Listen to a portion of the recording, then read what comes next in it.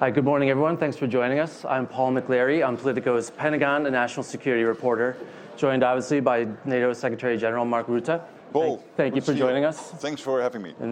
At the tail end of a long week, while it's still a long weekend to go. Absolutely. So you were in Brussels, obviously, this week for the NATO ministerial meeting, where you met Pete Hegseth, Secretary of Defense. He made a pretty provocative speech at the beginning of the Ukraine contact group meeting.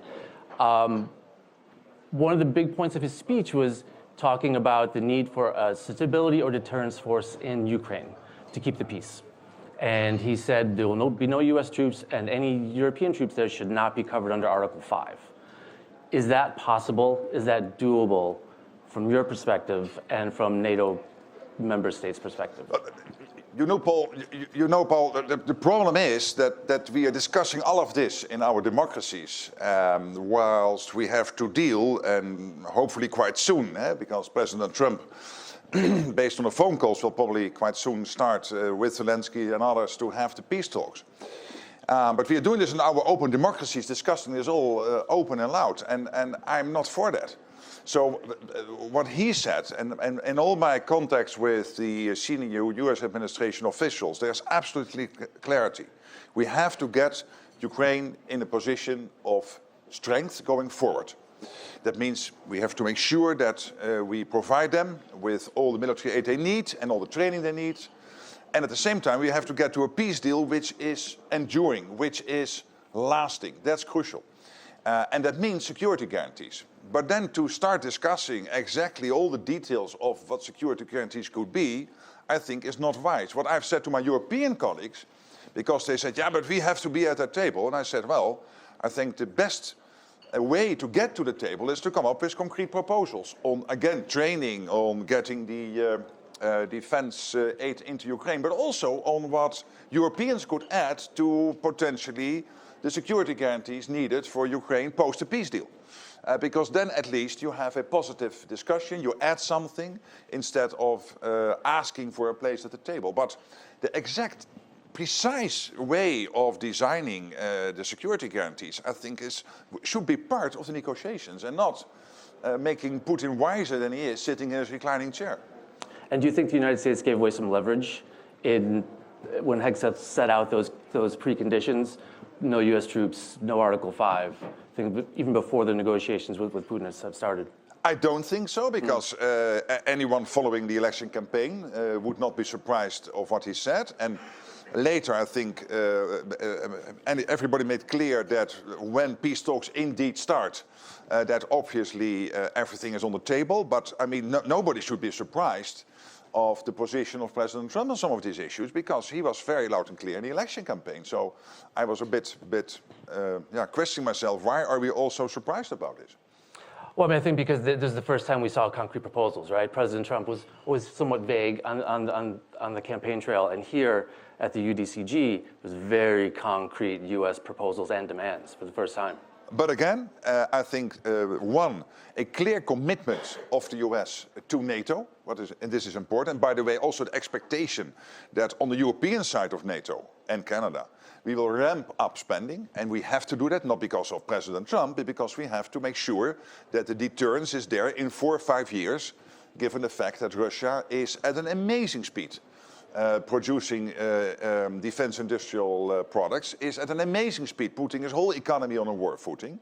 We see what China is doing, so we have to ramp up defense spending, and collectively with the US we have to ramp up defense production. And this is a problem for both the US and the European part of NATO. We are simply not producing enough and getting the innovations to the battlefield. But so one, a clear commitment to NATO and expectation to spend more, and two, on Ukraine, a clear commitment that we have to end this. Yes, I totally agree. And also we have to end this in a way, the Americans are saying, and I agree with them, that it is lasting, that Putin will not try again to capture 1 square mile or 1 square kilometer of Ukraine.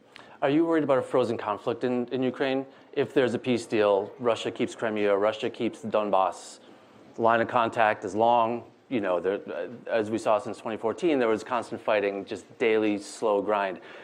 Can Europe live with a frozen conflict in Ukraine for the next decade or for... But again, that is assuming that there will not be a good outcome of this whole peace negotiation. That there would be somehow a bad deal. I don't think there will be a bad deal. Why not? Because it is, of course, about Ukraine in the first place. But we know that with North Korea in the fight, China delivering its dual-use goods into Ukraine, making it possible for Russia to sustain the war effort by sanction circumvention. We know that Iran is involved with drone technology and other support into Russia, and they get a lot of money in return, which basically Iran is using to stir up conflict in the Middle East. So these two theaters, the Indo-Pacific and the Northern Atlantic, the Euro-Atlantic, are getting more and more connected. And we know that the US rightly wants to pivot more towards China and the challenges in the Pacific. And they do realize that these two theaters are connected, and therefore you need to get to a good deal for Ukraine, for yes, Ukraine, and for the whole of the NATO going forward, but also because of the huge impact it will have on China. Because there is one Xi Jinping, the first secretary of the Communist Party of China, and he will carefully be watching what comes out of this.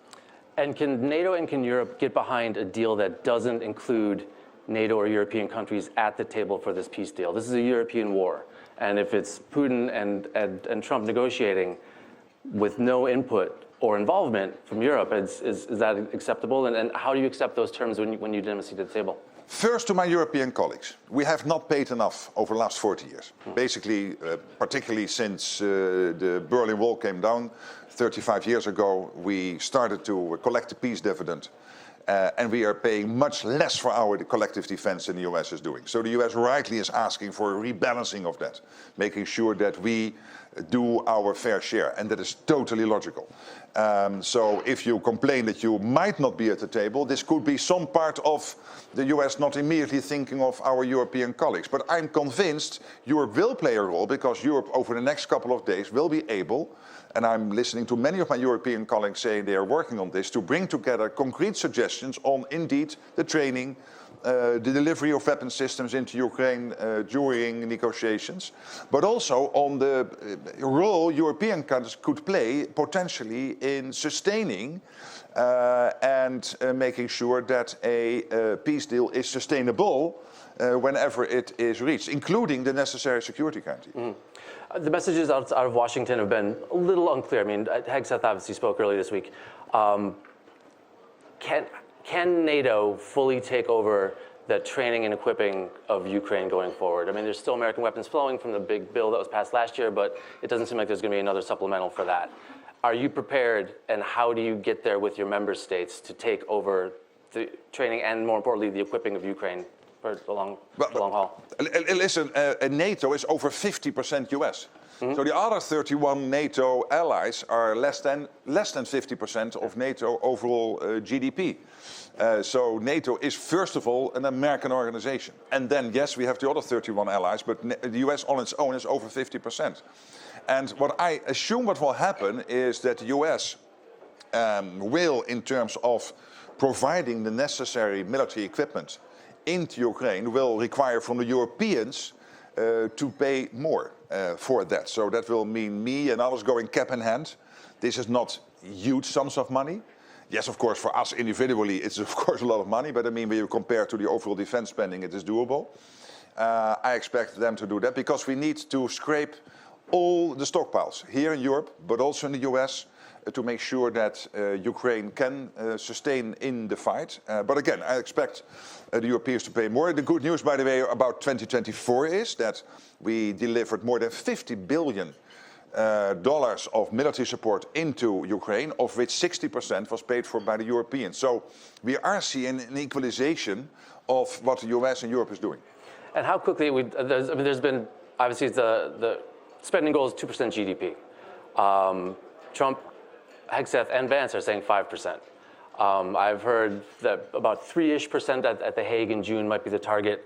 What are you looking at, and what can you preview what you're going to say at The Hague in a few months? Well, the good news is that my predecessor Jens Stoltenberg put in place a process, the NATO defense planning process, which will basically end up in April, May with an agreement on what we call, sorry for the jargon, the capability targets. And the capability targets basically will deliver to you the gap between where are we and where we should be in terms of our collective deterrence.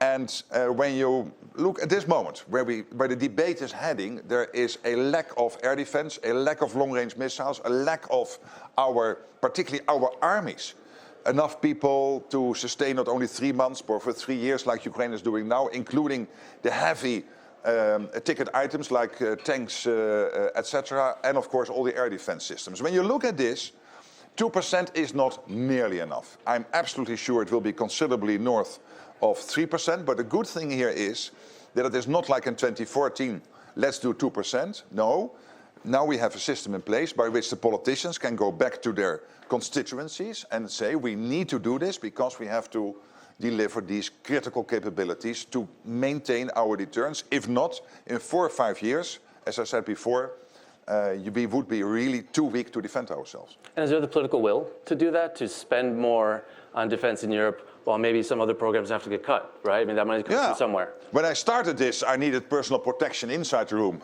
because some of my colleagues were not too happy on the European side. No, I'm kidding, of course, but I really see this debate rapidly moving forward. Yes. And I'm absolutely convinced that over the next coming months, we will get convergence, that if you agree to the targets, then it is only logical that you also deliver the money. It's not easy, because in the end, politics is making decisions in scarcity.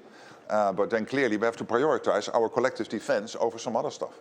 And you see real movement here towards doing that, and you think you can get the 5% is big. For the United States, that's about $1.5 trillion a year. That's a lot, even for the United States. Well, I'm not committed to a number. I'm only telling you when you look at where we are in terms of this whole process, that it will be considerably more than 3%. And when I say considerably more, it is considerably more than 3. Okay. And finally, I know you have to go.